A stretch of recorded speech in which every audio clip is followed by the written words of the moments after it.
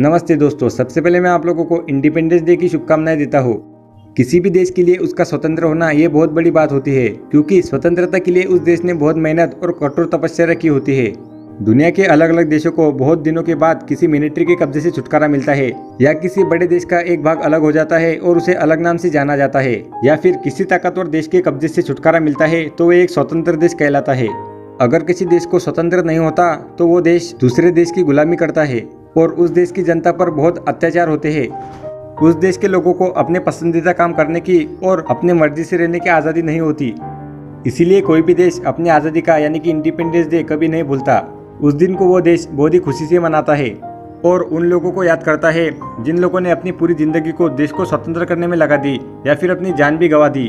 अपना भारत देश 15 अगस्त 1947 में स्वतंत्र हुआ था, लेकिन अलग अलग सालों में 15 अगस्त को बहुत से देश स्वतंत्र हुए थे।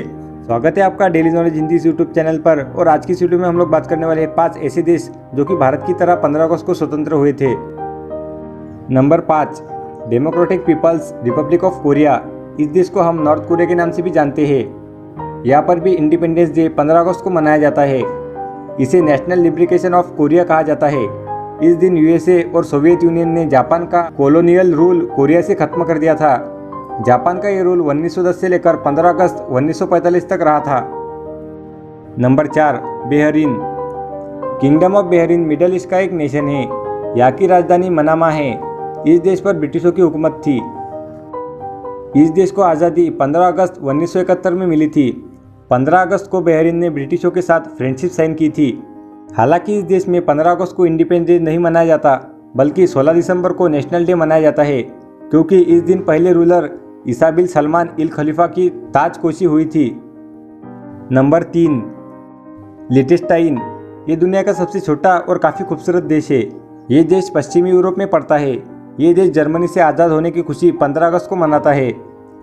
हालांकि इस देश ने अपना नेशनल डे 15 अगस्त 1940 से मनाना शुरू कर दिया था, क्योंकि 16 अगस्त को यहाँ के प्रिंस फ्रांस जोसेफ II पैदा हुए थे और 15 अगस्त की तारीख 16 अगस्त की तारीख से एक दिन पहले आती है।